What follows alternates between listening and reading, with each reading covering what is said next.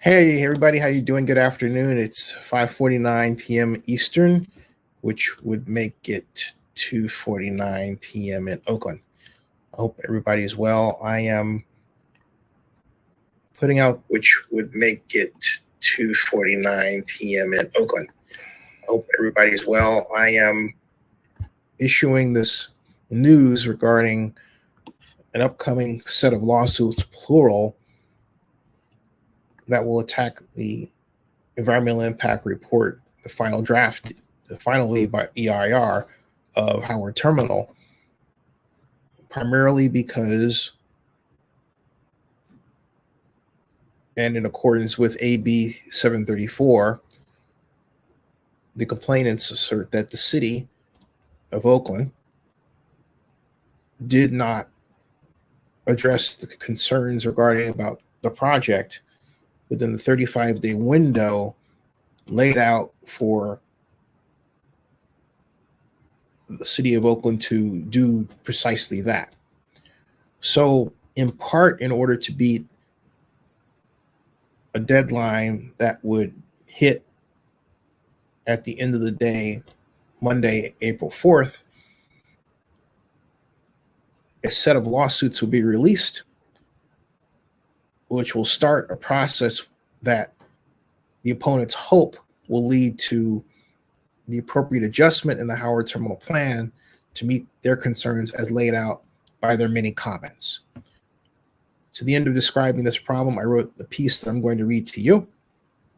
Some of the words don't appear in the text of the video, but they will appear when this video propagates over to oaklandnewsnowblog.com as part of our process here at Zenny 62 Media.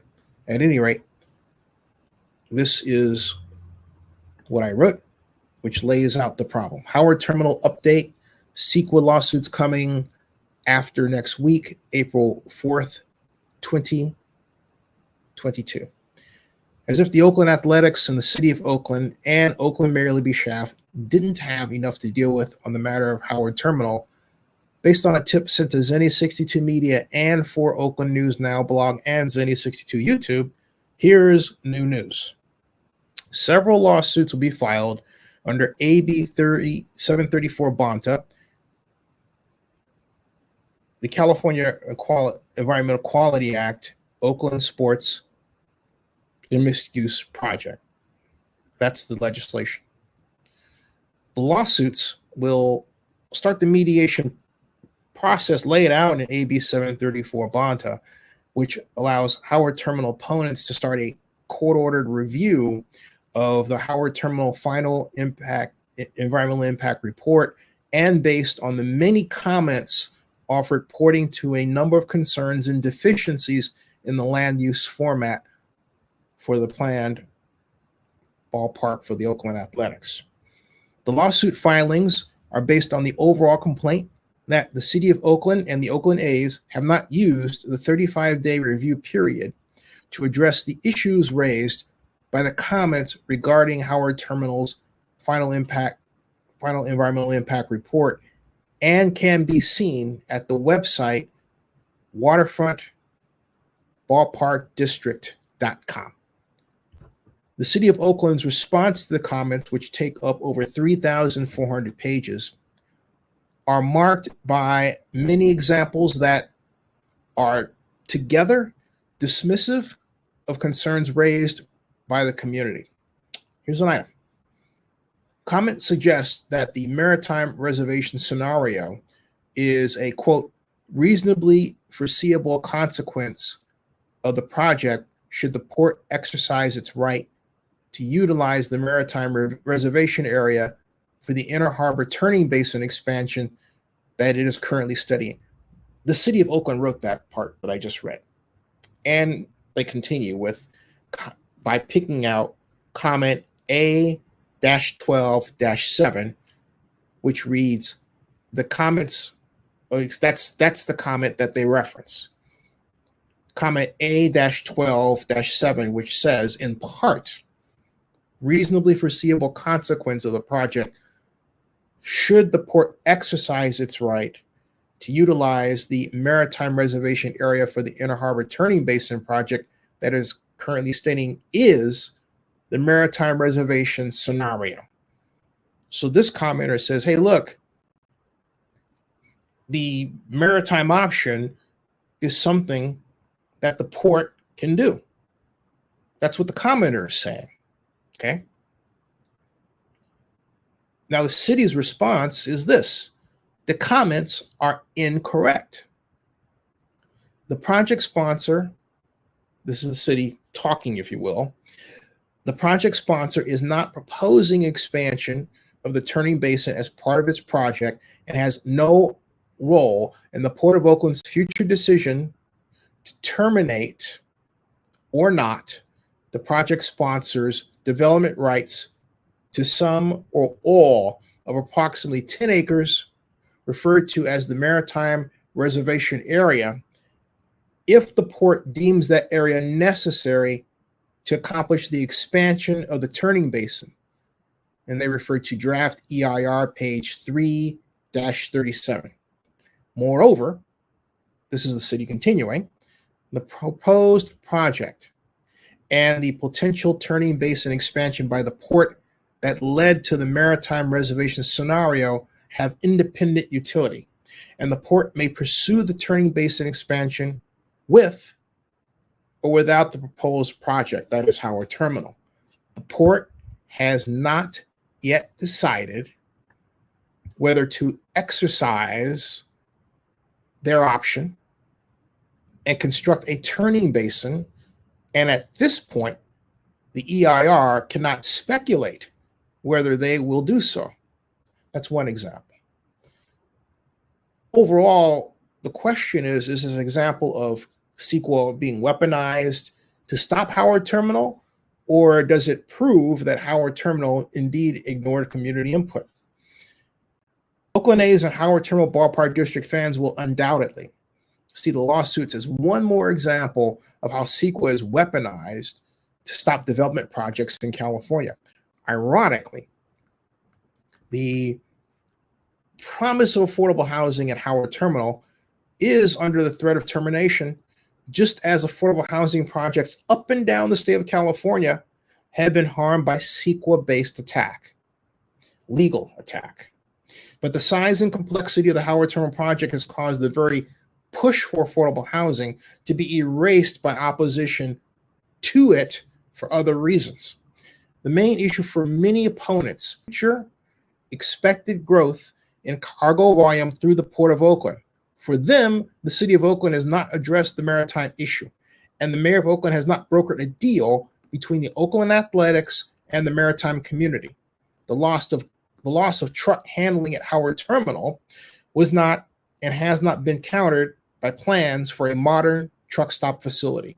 Thus, for the maritime community, the question of where the trucks will go has not been sufficiently addressed in the plan for the Howard Terminal Ballpark District. On top of that, the Special Advisory Committee of the Bay Conservation and Development Commission voted 5-4-1 against the Howard Terminal Ballpark District plan, thereby giving additional fuel to the lawsuits to come. And I have to note that it was really arguably 6-3-1 until the representative for the Port of San Francisco took a look at what she was doing and said, I want to change my vote, and did so.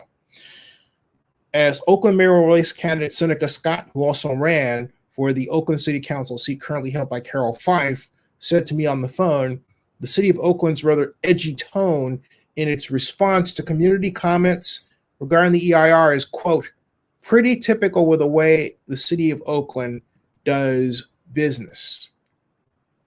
That way of doing business will get a stern test next week, and I have to add that I have contacted a number of officials for their comments, and I will add them as they come in. To repeat, that way of doing business will get a stern test next week. But the real question is, will the lawsuits be the straw that broke the camel's back and officially trigger the Oakland A's move to Las Vegas? This vlogger is on record as saying the A's should have moved last year when it was obvious the City of Oakland wasted 2 years of time in not planning for the use of tax increment financing, TIF. That was contrary to what SB 293 Skinner, the legislation Nancy Skinner created and California Governor Gavin Newsom signed into law, was to do and is to do. Allow TIF to be used to provide a public subsidy for the project district and for the ballpark's infrastructure. The city seemingly forgot to involve the county of Alameda in its TIF planning early on until the mayor's staff realized that what the legislation SB 293 Skinner called for was exactly that, cooperating with the county of Alameda. The law was born October 11th, 2019. Oakland Mayor Libby Schaaf did not start negotiations with Alameda County until after March 27th, 2021, almost 2 years later. Now, the vast combination of delays and dismissals of legal statutes and community complaints have led to this upcoming filing of lawsuits. One can say it's just to beat the legal deadline, but after which, no legal challenge can be offered. But the action of the Bay Conservation and Development Commission SPAC committee in opposing Howard Terminal says the lawsuits to come are about much more than beating a legal deadline. They're done because too many of the wrong people are pissed off about how Howard Terminal was done in Oakland. Las Vegas Athletics, I hate to say it's a real possibility, but it is. I have yet to reach out to Dave Cavall for his comment, but I'm going to do so momentarily. After this, stay tuned. But right now, I'll get any comments you have. Emil Scott, how you doing? Cameron Burrell says, having been an A's fan for years, I feel like the best option for the A's is Las Vegas.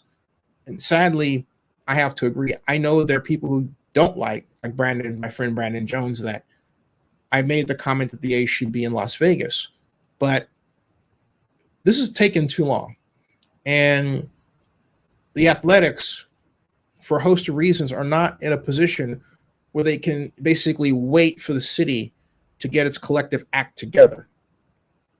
ML, how are you doing? What do you think about this? But here we are, where we have a classic example of community using the legal system to extract the kind of alterations in the Howard Terminal plan it wants. And this really is a messed up situation.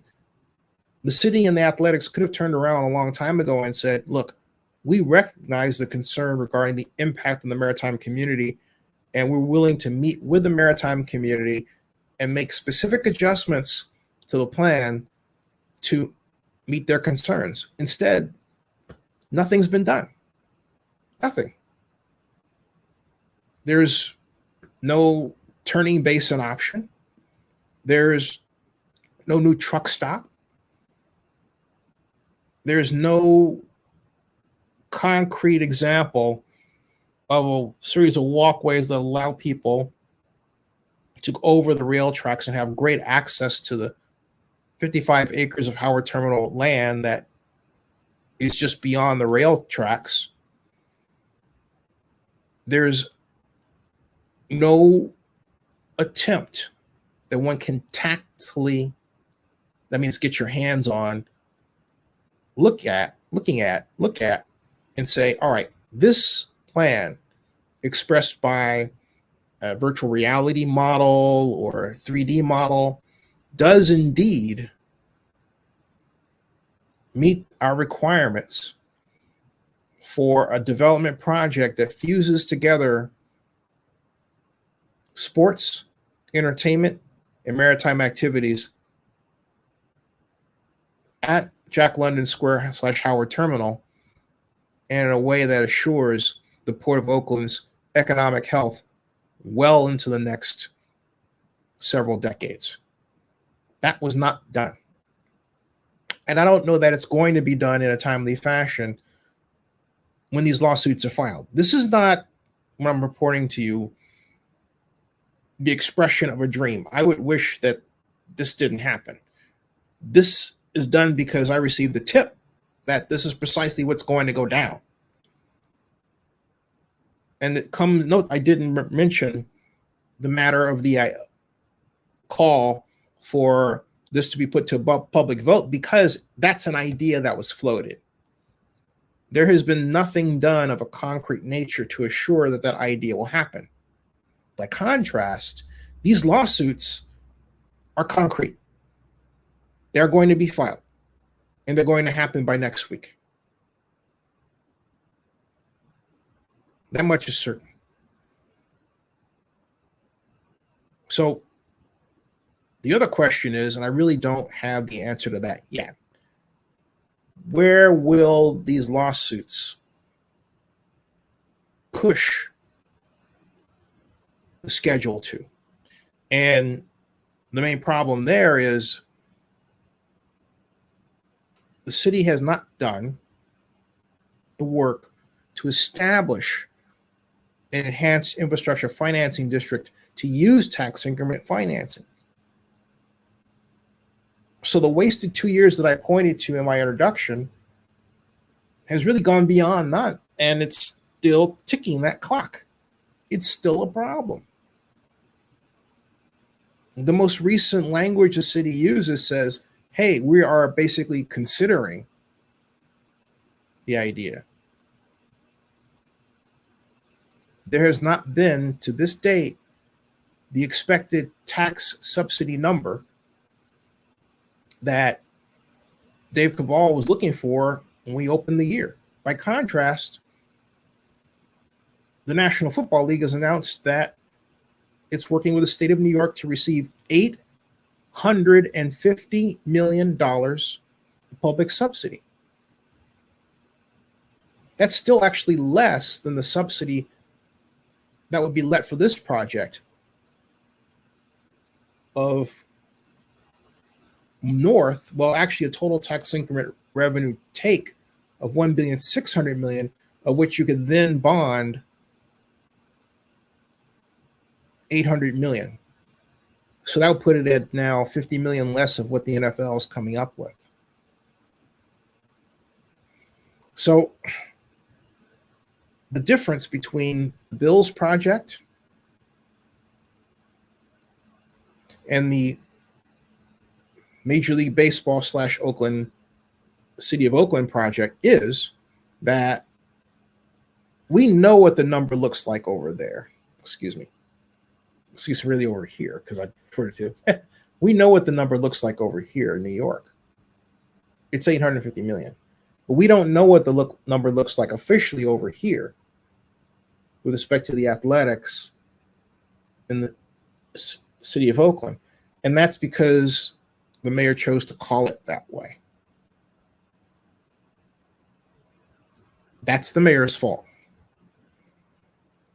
And it continues to be the mayor's fault because she hasn't put out the number, and she has made it known by her comments and by her appearances that this is her project. This project is her legacy.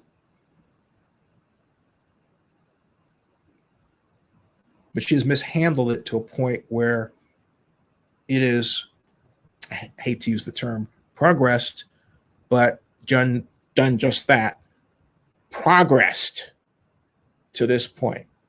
Or if you like, regressed.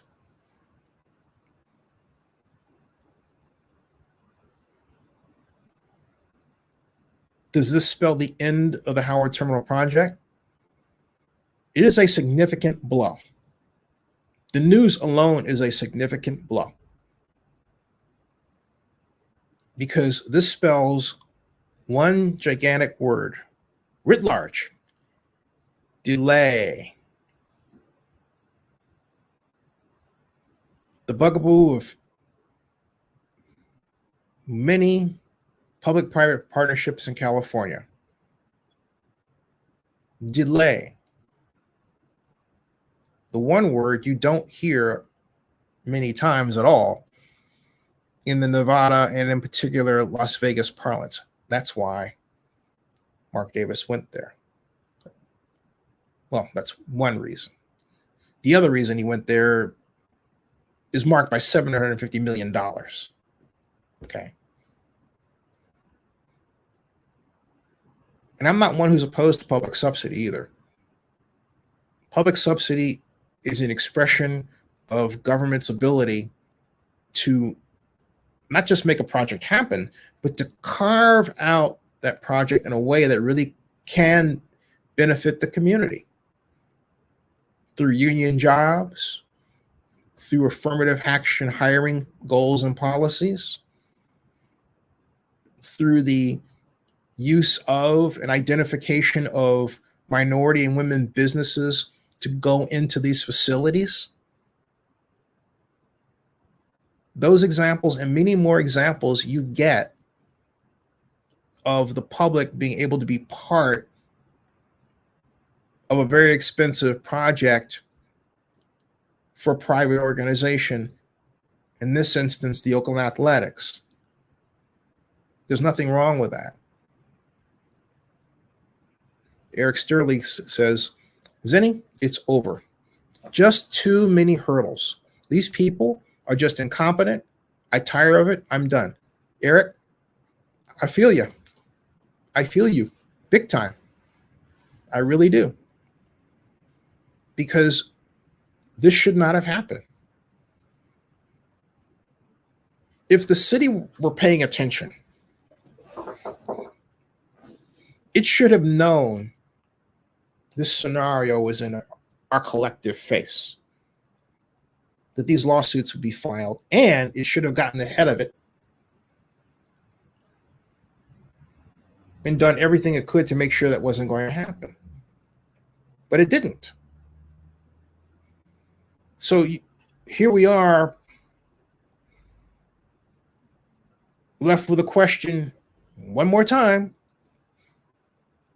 Is this a matter of the city's incompetence or intent?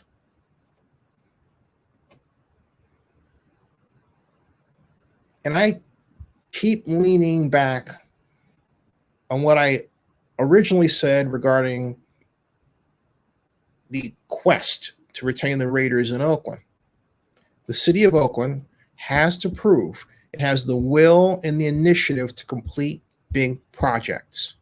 Folks, the city has had now 3 opportunities to show that it does have that will and the initiative.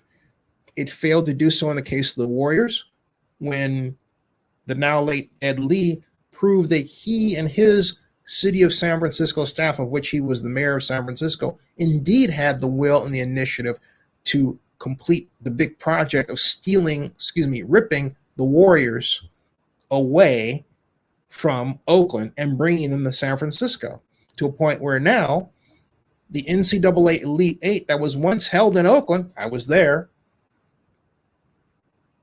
was held in San Francisco, meaning that instead of seeing Oakland's name on CBS telecasts around the country, we see San Francisco, leaning more than a few people to observe that Oakland seems content to be a bedroom community of San Francisco, something that myself and others like the late Warren Chip Brown, the publisher of the Montclarian, never wanted to happen. Never wanted to happen. Oakland is its own city. We are not Brooklyn. But it looks like the Brooklynites are winning.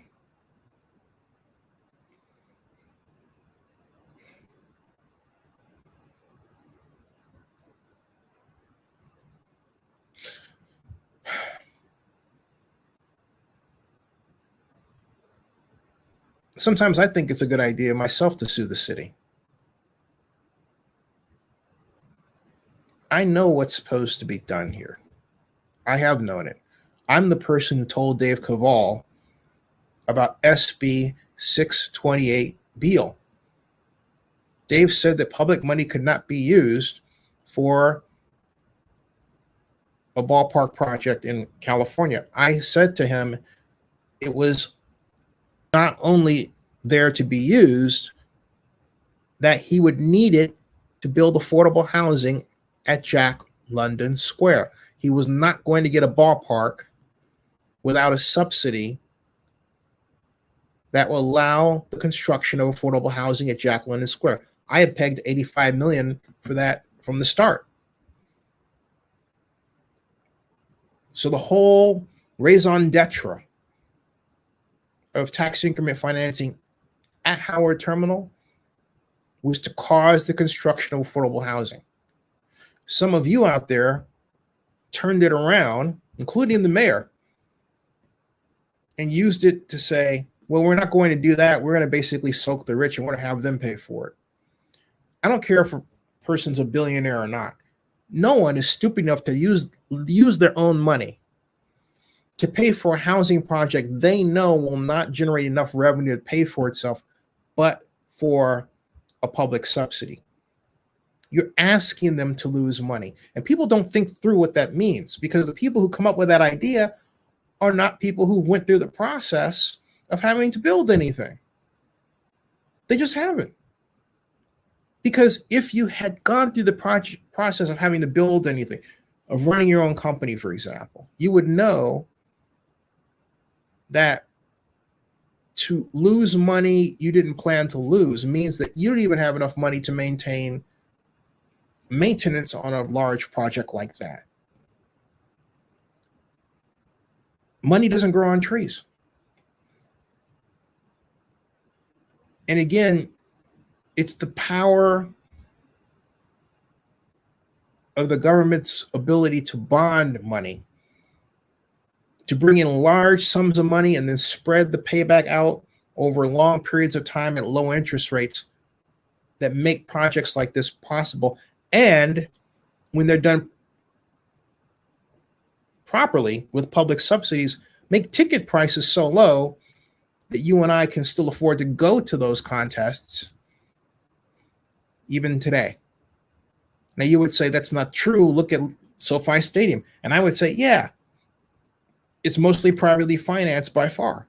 Or you would say, look at Giants Stadium. And I would say, hey, yeah, it did receive roughly 20% of its cost as public money, but the rest was private.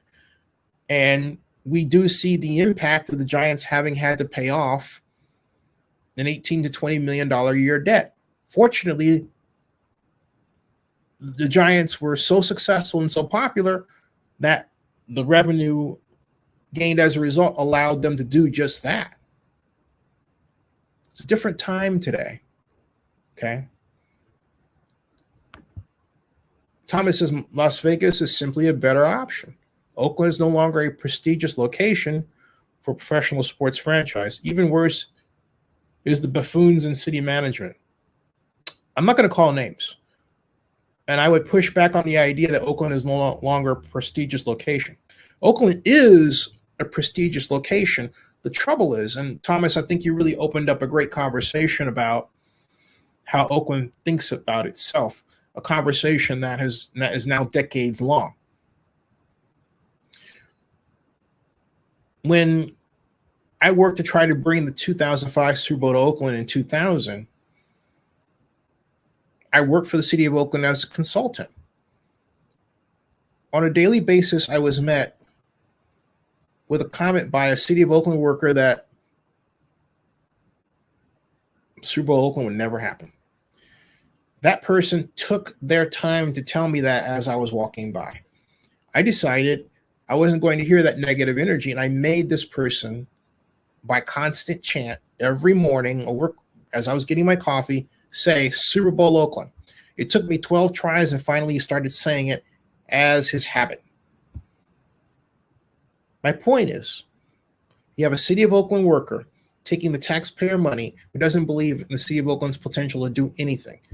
I'll never forget it because it happened on September 16th of 1999. Then Oakland District 1 Councilmember Jane Bruner tell me to my face that they did not expect me to get Oakland's Super Bowl bid to a point where Oakland was one of 3 finalists, including Jacksonville and Miami, for the right to host the contest. So they were content to just sort of have me out there with very little money and watch me twist in the wind. I was determined to win because I knew they thought that. And you know what? Came pretty damn close to doing it. Folks, that was the year 2000. This is 2021. You want to tell me that Oakland has changed?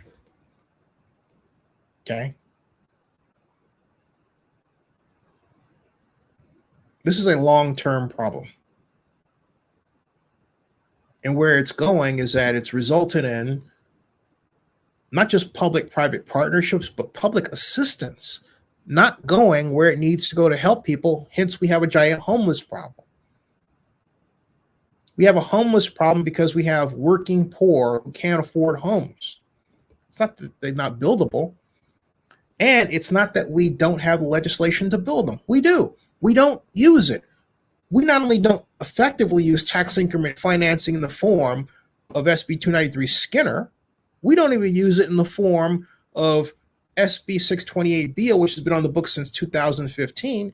And we certainly don't use it in the form of the newly established law of June of 2021 called AB 464 Mullen, which allows us to use that same tax increment financing money to form enhanced infrastructure financing districts specifically to get money to help people who have lost or are losing their businesses because of the pandemic. Think about what I told you and the fact that that piece of legislation has been on the books since June of last year. When you think of the businesses that you've heard that have closed over that period of time alone because of the pandemic, nothing was done, and yet the legislation has sat on the books. What does that tell you? City management that's not effective. That's what it tells you. Is it buffoonery or something else? I think it's worse than that. Buffoonery, in a weird way, you can excuse, because if buffoonery implies that if a person knows they can do something, they're going to immediately take action to do it. But what happens when they know that they can do this and then don't do it? I think it becomes something worse. I think it becomes just simple meanness. They don't want to get money to people they don't think the money should go to.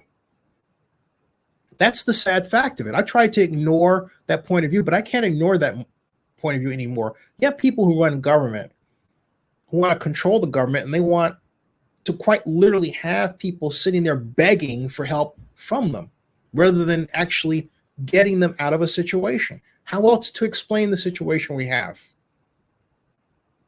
With dilapidated buildings, empty storefronts, even at the Oscars in Southern California.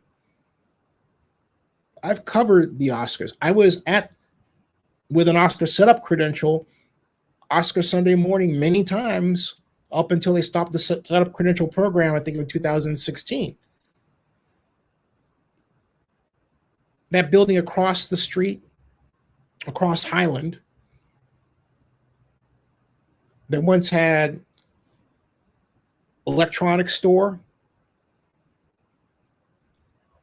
among other retail outlets, boarded up because the stores in that building have closed because of the pandemic.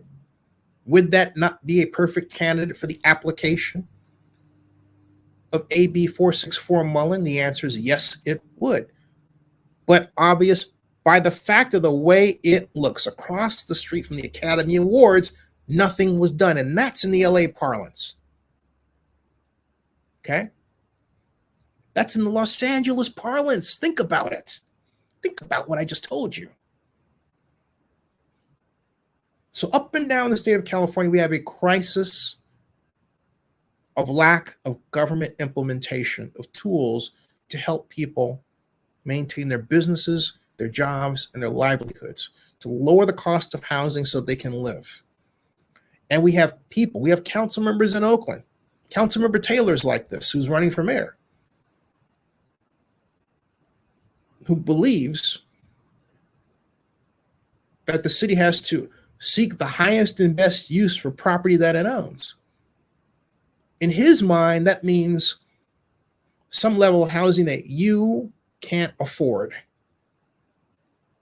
So what does that mean? It means the continuation of the problem that creates the homeless situation that we have. Someone has got to tell Councilmember Taylor and others that highest and best use does not mean the best for society. Highest and best use only means the best for the person that seeks the highest dollar that someone will pay. And while that someone should be, or generally is, a private sector owner, the government should not aid that person when the government is in the middle of crisis of trying to keep people just with a roof over their heads. The resolution to the problems I'm telling you about are simple. City officials simply have to want to act in the Oakland context, and yet they don't. How else to explain where we are today? Eric Stern says, Zinni, my question to you, why haven't the mayor reached out to you for help with this project? That's not my concern. You know, ask the mayor. That's not for me to answer.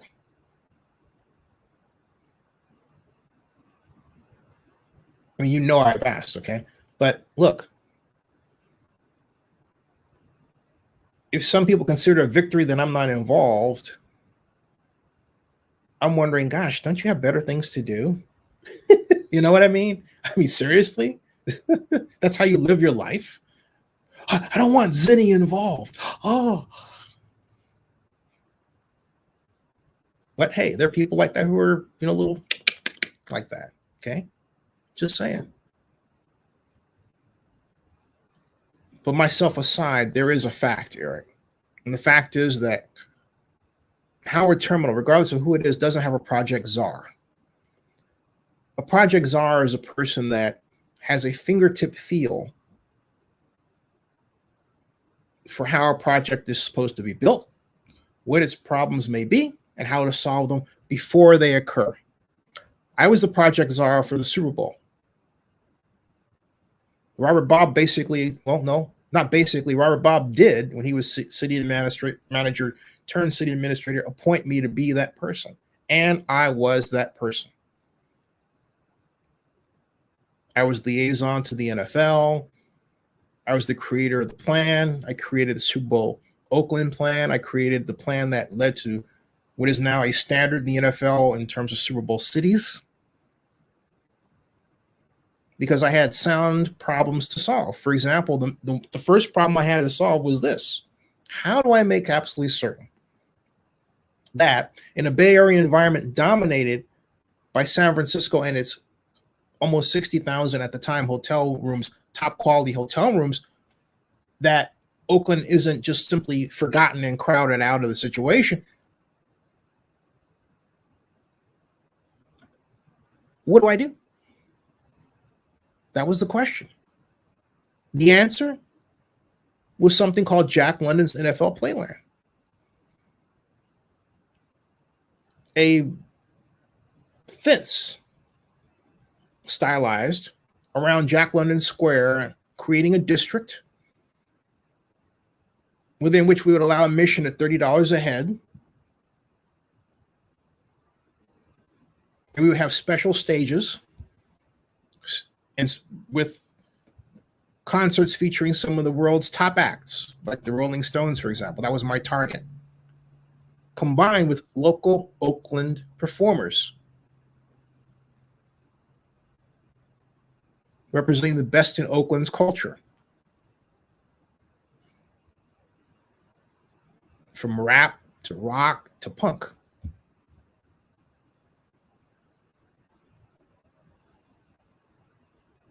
Yeah, I think about that dream today and I get sad sometimes.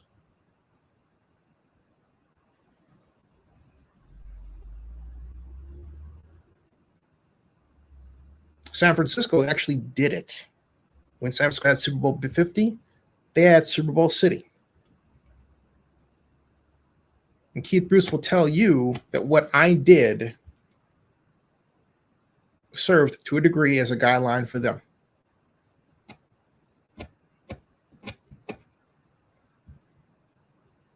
So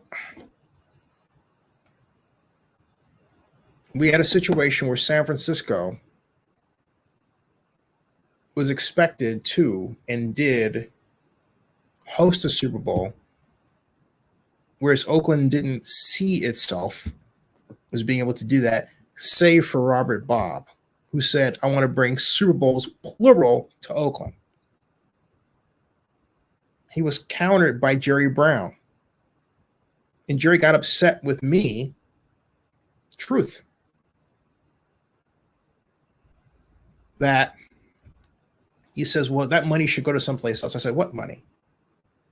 We were talking about $200 million for the Super Bowl. I said, no. I said, I'm talking about a naming rights agreement that we valued at $200 million. We would need 10% of it, Mr. Mayor. I said, you can have the rest.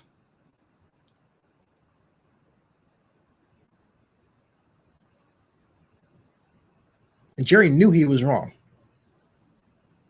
He, like Jane Bruner and the others, didn't expect me to get as far as I did. And you would say, why am I talking about me? It's because I was involved in a project of this magnitude. That's why. Because I've been there. That's why. Because you can't point at anybody else in Oakland who has, except one other person that I can think of, and that's Phil Tagami. And look what they put Phil through. You getting the picture? Okay? Phil's my friend. Oakland will find any reason not to do a big public project. But what happens is that it lets the white private money do its private thing and price black people out of the market and cause the population to decrease, which is happening in California. And then the mostly white media writes about it. These are facts, folks. It's not a pretty picture. And I'm sure as hell I'm not going to give you rose-colored glasses and say, look at this picture through them. No. Not at all. Eric says, Eric, because you were too confident.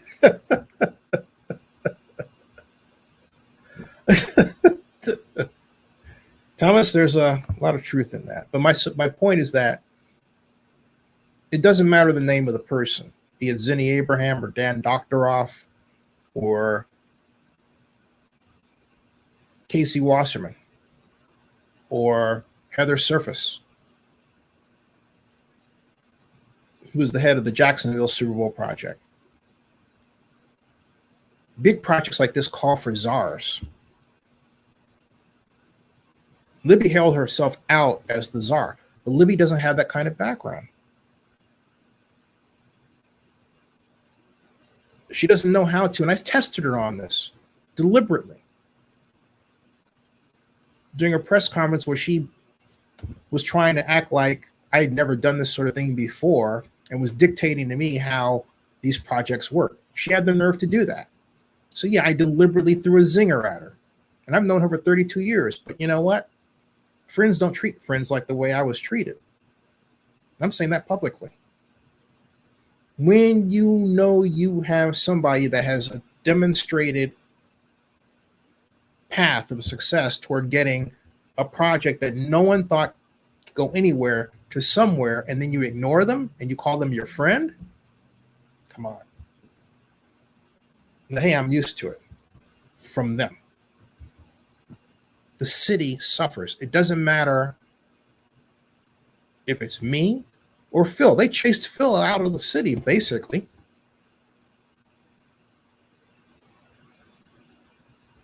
And someone said, well, he wanted to do coal. No, he actually wanted to do a bulk terminal.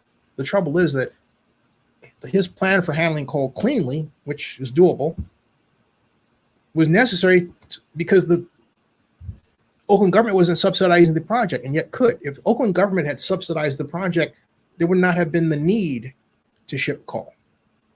So the city could have had its bulk terminal that had long been part of Bay Area seaport planners' eyes since 1986, and kept on stepping in terms of growing the Port of Oakland. But no, it started off as a redevelopment project. Phil competed for it and he won. It was a city project. It wasn't Phil coming up and saying, hey, I'm going to do this cold turkey. No. What happened was that others wanted to build movie studios, but movie studios don't present the kind of jobs that people enough for the city to turn around and say, hey, we replaced the low-skilled, low-paying jobs we lost from the closure of the Oakland Army base. That was the idea. Okay? There is a reason that Oakland Sharing the Vision, the convention that was held in Oakland in 1991, of which I was a part. That's how I met Phil.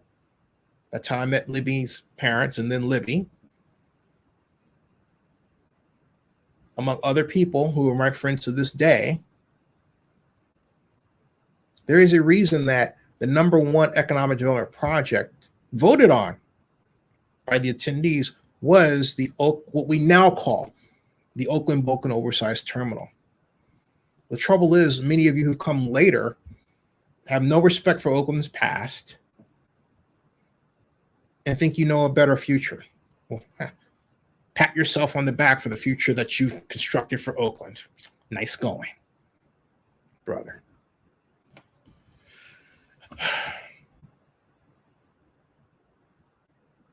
The project needs a czar. I thought it was Molly Mabry. But Molly doesn't understand redevelopment finance enough to be that person. Plus, Molly, who I've never met in person, it seems like a wonderful person to know. But professionally, seems reluctant to assert herself and is too quick to go for the laugh as opposed to be definitive in her statement. I like it when she's definitive on the few times that she is, even if she's wrong. Betsy Lake, more definitive, yeah, but completely wrong. And Betsy has been around. She was actually the one who signed the documents that proved the city of Oakland was aware that the Oakland Bulk and Oversized Terminal will be handling coal. She even worked for Phil Tagami. Did you know that? That's right. Betsy Lake worked as a consultant to Phil Tagami on the project. That was 2013. I got the documents.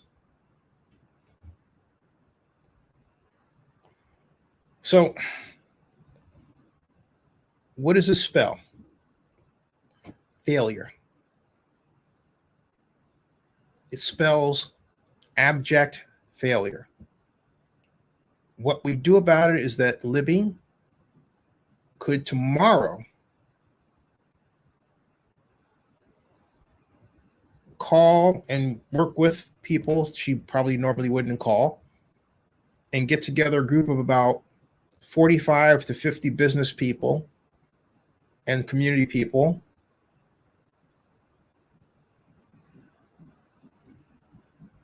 to really hash out a new plan for Howard Terminal quickly, get the subsidy number out of the way quickly, seek an out-of-court settlement of these lawsuits quickly. Just because someone files a lawsuit doesn't mean the settlement can't be done. Hey, John Russo should be involved. John, when he first became city attorney, Oakland's first elected city attorney, the first thing he did? Called Chris Cohen, who's the owner of the Warriors, said, Chris, I want to meet with you. I want to settle these lawsuits. He did, like that. Folks, those lawsuits have been hanging around for years, okay? It takes will and initiative.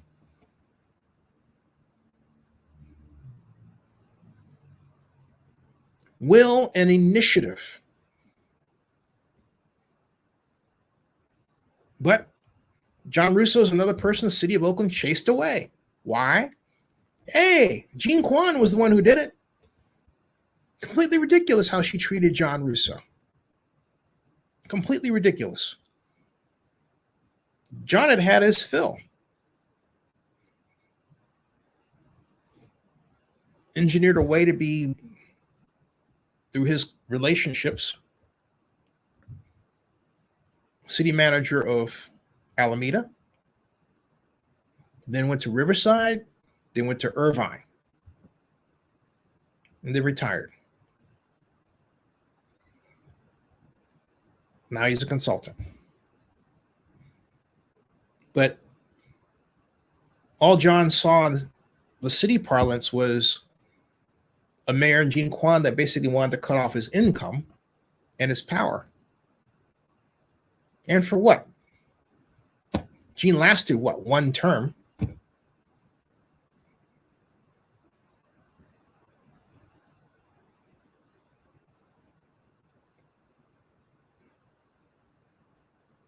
What I can say about Gene complimentarily, though, is she cared about sports in Oakland in a way where, even though she didn't retain the right people, she let Fred Blackwell get out of here and become CEO of the San Francisco Foundation.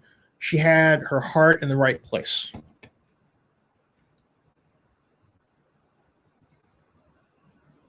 Gene's problem was that she didn't understand how to make her charges around her empowered and happy. But Gene's real problem was that she was the first mayor elected under ranked choice voting. And because of that, in the Oakland parlance, it led to this question. If you're working for Gene Kwan and you know that she's not going to be reelected, and yet you're her political appointee at a very high level position, are you going to stick around and put yourself in a position where you're going to have to hope that you get a job in the next regime? Probably not. You're going to go out and you're going to jump ship early for a better job. And that's what Fred Blackwell did. So am I saying that part of Oakland's problem today is ranked choice voting? The answer is yeah, I am saying that. As much as there are people like Dan Kalb today, or yesterday in City Council, who don't want to hear that. Ranked choice voting has not served Oakland well. I repeat, ranked choice voting has not served Oakland well. And I say that with sadness. Ranked choice voting has not served Oakland well.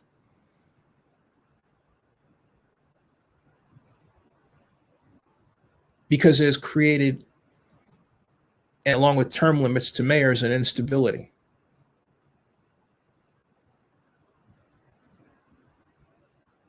The gigantic one.